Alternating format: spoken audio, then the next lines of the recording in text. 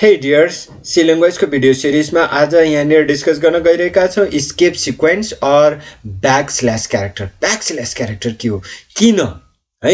जस्तै कतिपय कुराहरू हामीले प्रोग्राममा लेख्नको लागि लेख्दै पनि हामीले त्यसलाई प्रिन्ट गर्न सक्दैनौं या हुँदैन। कुनै पनि क्यारेक्टर त्यस्तो कुनै हुन सक्छ जहाँनिर हामीले चाहेर पनि त्यसलाई डिस्प्ले गर्न सक्दैनौं या केही इफेक्ट दिनुपर्ने हुन्छ। जस्तै नर्मली हाम्रो प्रोग्राम के हुन्छ, प्रोग्राम कुनै पनि प्रोग्राम लेख्यो भने त्यो एउटै सिक्वेन्समा आइदिएको हुन्छ, एउटै लाइनमा आइदिएको हुन्छ।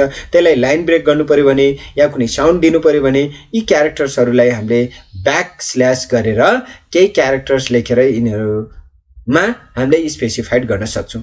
सो त्यस्तो टाइपको क्यारेक्टरलाई हामीले स्केप सिक्वेन्स र ब्याकस्ल्याश सिक्वेन्स भन्छौं है। जस्तै स्केप गर्ने त्यहाँनिर जस्तै हाम्रो ट्याबको स्पेस चाहियो या भर्टिकल स्पेस चाहियो या हामीसँग मानौ न लाइक न्यू लाइन चाहियो यहाँनिर हैन। यसरी हामीले सिम्बल्सहरु मैले यहाँनिर दिएको छु या पर्सेन्ट चाहियो या क्वेशन मार्क्सहरु चाहियो या नल भ्यालु यसरी चाहियो भने हामीले स्केप युज गर्छौं। सो यसलाई पनि फटाफट एउटा प्रोग्राममा हेरौं हैन, ताकि हामीलाई सजिलो हुन्छ। म यहाँहरुलाई मेरो प्रोग्राममा पनि लान्छु। सो यहाँनिर देव लेट्स सी, म यहाँनिर मेरो यो प्रोग्राम यहाँनिर त मैले यहाँनिर /n पनि राखेको छु। यदि यो /n मैले हटाइदिए रे सपोज हेर्नु है, मैले यहाँनिर हटाइदिए, दुईटैबाट हटाइदिए। अब मैले हटाइदिए भने मेरो यो दुईटा लाइन हेर्नु है, यहाँनिर एज र नेम सँगसँगै एउटै लाइनमा प्रिन्ट हुन्छ भने यो चाहिँ अर्को लाइनमा प्रिन्ट हुन्छ। एकपटक यसलाई पनि चेक गरी हेरौँ न त है। तपाईहरुले यहाँनिर देख्न सक्नुहुन्छ फर्स्टमा हाम्रो प्रोग्राम यहाँनिर योर एज भनिरहेछ अनि त्यसपछि ए आइरहेछ, योर नेम इज SPTcode एउटै लाइनमा आइरहेछ तर यो अर्को लाइनमा आयो। यसै गरेर यहाँनिर जस्तै यसलाई पनि मैले हटाइदिए भने यसलाई पनि मैले हटाइदिए र यहाँनिर यो %C गरेको हुनाले मेरो एज क्यारेक्टरमा आइरहेछ। मैले यहाँनिर %D गरेर हेर्छु एन्ड नाउ एज इज 65 आउँछ। त्यसपछि यहाँनिर नेम आउँछ SPTcode एन्ड यो फ्लोटको भ्यालु आउँछ।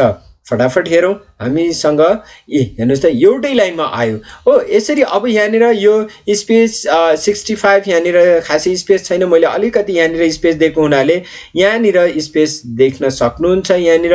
यदि हैन भने यो एउटै सँगसँगै आउँछ यसरी। तर यसलाई यहाँबाट स्पेस दिनको लागि हेर्नु है, मैले यहाँनिर अलिकति स्पेस दिएको हुनाले यहाँनिर स्पेस देखियो, हैन भने स्पेस हुँदैन थियो।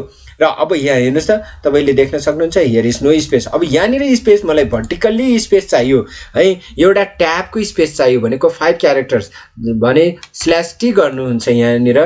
त्यसै गरेर यहाँनिर पनि /n गर्दिउ, मलाई यो अर्को लाइनमा चाहियो रे।